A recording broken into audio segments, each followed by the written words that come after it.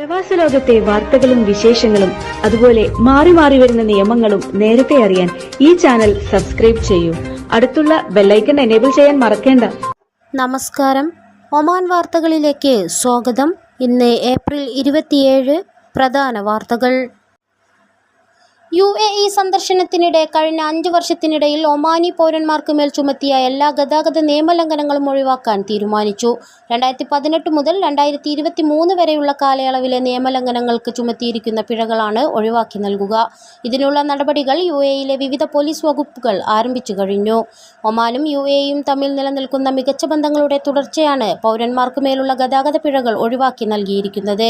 കഴിഞ്ഞ ദിവസം ഒമാൻ ഭരണാധികാരി Sultan Haitham bin Tariq UAE സന്ദർശിച്ചിരുന്നു. സന്ദർശനവേളയിൽ Sultan Haitham UAE president Sheikh Mohammed bin Zayed Al നഹ്യാനുമായി UAEയും ഒമാനും തമ്മിലുള്ള ആഴത്തിലുള്ളതും ചരിത്രപരവും സാഹോദര്യവുമായ ബന്ധത്തെക്കുറിച്ചും ഇരു രാജ്യങ്ങളുടെയും പരസ്പര താൽപ്പര്യങ്ങൾ സംരക്ഷിക്കുന്നതിനുള്ള വിവിധ മേഖലകളിലെ സഹകരണത്തെക്കുറിച്ചും രാജ്യാന്തര വിഷയങ്ങളെക്കുറിച്ചും ചർച്ച ചെയ്തിരുന്നു.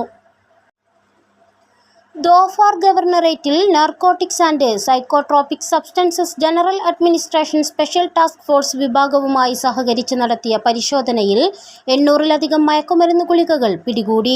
ഏഷ്യക്കാരനായ ഒരാളെ അറസ്റ്റ് ചെയ്തു. പ്രതിക്കെതിരെ നിയമ നടപടികൾ സ്വീകരിച്ചതായി പോലീസ് പ്രസ്താവനയിൽ അറിയിച്ചു. മസ്കത്ത് നഗരസഭ സീബ് വിലായത്തിൽ നടപ്പിലാക്കുന്ന നടപ്പാത പദ്ധതിയുടെ പ്രാഥമിക പ്രവൃത്തികൾ പുരോഗമിക്കുന്നു. 84,400 ചതുരശ്ര മീറ്റർ വിസ്തീർണമുള്ളതാണ് പദ്ധതി. മവേല, അൽഹൈൽ, അൽകൂദ് എന്നീ പ്രദേശങ്ങളോട് ചേർന്നുള്ള പദ്ധതി വിലായത്തിന്റെ മധ്യത്തിലാണ് വികസിപ്പിക്കുന്നത്. പദ്ധതിയിൽ വിനോദ ഘടകങ്ങൾ, പിക്നിക്കുകൾക്കും ശാരീരിക പ്രവർത്തനങ്ങൾക്കുമുള്ള മേഖലകൾ, സൈക്കിൾ പാത, മറ്റു വിവിധ സേവനങ്ങൾ എന്നിവ ഉണ്ടാകും. ഗോൾഡൻ ജൂബിലി വാക്കിൽ 1972 മീറ്റർ കാൽ നടപ്പാത, 1972 മീറ്റർ നീളവും 3 മീറ്റർ വീതിയിലുമുള്ള സൈക്കിൾ പാത, കായിക വിനോദത്തിനുള്ള ഉപകരണങ്ങൾ സജ്ജീകരിച്ച 2 സൈറ്റുകൾ, കുട്ടികളുടെ 2 കളിസ്ഥലങ്ങൾ, 140 കാറുകൾ പാർക്ക് ചെയ്യാനുള്ള സൗകര്യങ്ങൾ എന്നിവ ഉൾപ്പെടുന്നു. ഔട്ട്ഡോർ പ്രവർത്തനങ്ങൾക്ക് പ്രകൃതിദത്തമായ അന്തരീക്ഷം പ്രദാനം ചെയ്യുന്ന പദ്ധതിയിൽ 38,250 ചതുരശ്ര മീറ്ററിൽ ഹരിത ഇടങ്ങൾ ഉണ്ടാകും. കുട്ടികളുടെ മുങ്ങിമരണങ്ങൾ ഒഴിവാക്കുന്നതിന് രക്ഷിതാക്കൾക്ക് കർശന നിർദ്ദേശവുമായി സിവിൽ ഡിഫൻസ് ആൻഡ് ആംബുലൻസ്. വാദിയിൽപ്പെട്ട് കഴിഞ്ഞ ദിവസങ്ങളിൽ നിരവധി കുട്ടികൾ മരണപ്പെട്ടിരുന്നു. നിരവധി മുന്നറിയിപ്പുകളും ക്യാമ്പയിനുകളും നടത്തിയിട്ടും ഇത്തരം സംഭവങ്ങൾ തുടർന്നും റിപ്പോർട്ട് ചെയ്യപ്പെടുന്നു. ഈ സാഹചര്യത്തിൽ രക്ഷിതാക്കൾ അധിക ജാഗ്രത പുലർത്തണമെന്ന് അധികൃതർ ഉണർത്തി.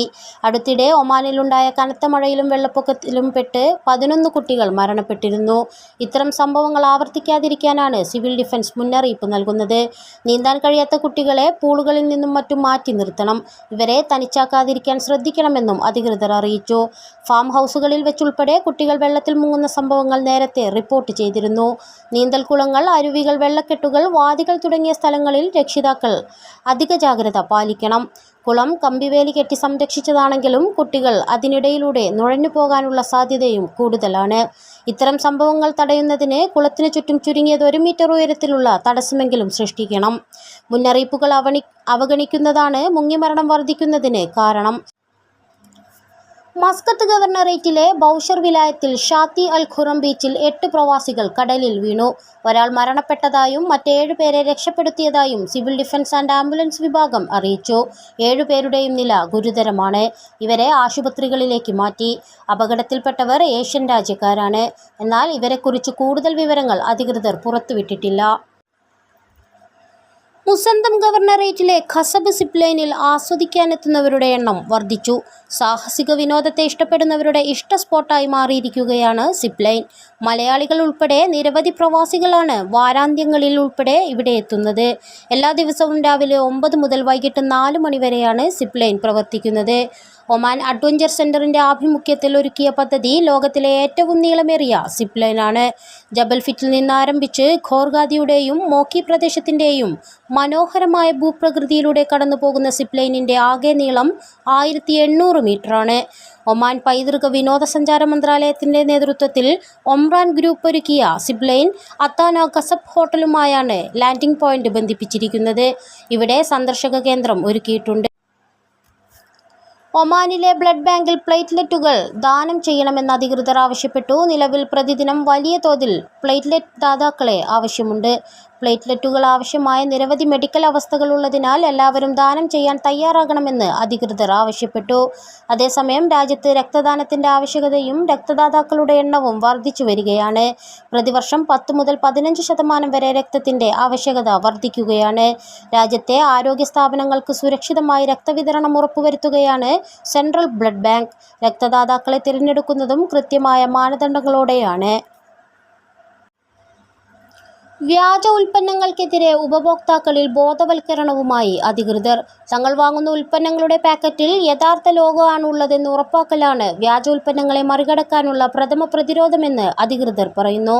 വ്യാജ ഉൽപ്പന്നങ്ങളിൽ യഥാർത്ഥ കമ്പനിയുടെ ലോഗോയ്ക്ക് സാമ്യമുള്ളതായിരിക്കും ഉണ്ടാകുക. സൂക്ഷിച്ചു നോക്കിയാൽ അക്ഷരങ്ങളിലോ നിറങ്ങളിലോ വ്യത്യാസം മനസ്സിലാകും. യഥാർത്ഥ ഉൽപ്പന്നങ്ങളുടെ പാക്കിൽ തന്നെ സീരിയൽ നമ്പറുകളും ബാർകോഡുകളും അടങ്ങിയിട്ടുണ്ടാകും. എന്നാൽ വ്യാജ ഉൽപ്പന്നങ്ങളുടെ പാക്കിൽ പശ കൊണ്ടോ മറ്റോ ഒട്ടിച്ച നിലയിലായിരിക്കും ഇത്. പ്രസക്തമായ വിവരങ്ങളടക്കം മികച്ച ഗുണനിലവാരത്തിലുള്ള പാക്കിങ്ങിലാണ് ഒറിജിനൽ ഉൽപ്പന്നങ്ങളിൽ വിപണിയിലെത്തുന്നത്.